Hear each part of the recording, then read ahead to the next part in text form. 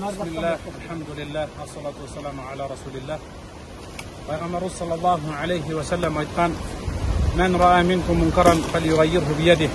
Sizlerden kim bir munkar işti görse, şeriatga karşı kelgen işti görse, anı kolu menen kaytarsın.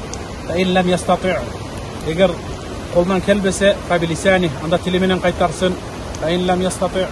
Eger alda koldan kelbese fa bi lisani, anda fa bi qalbi, жүрөгү менен жаман көрсөн деген. Ошол жүрөгү менен жаман көргөндүгү ыйманынын эң алсыз экендигинин далили.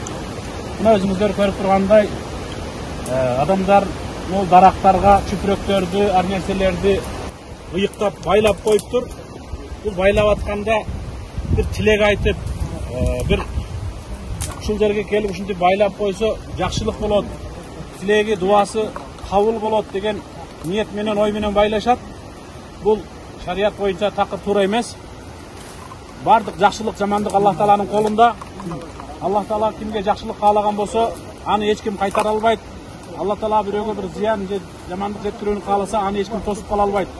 Ошондуктан биз мусулман катары эч качан башка нерселерге таянбашыбыз керек. Жакшылыкты дагы жалгыз Аллахтын өзүнөн сурашыбыз керек.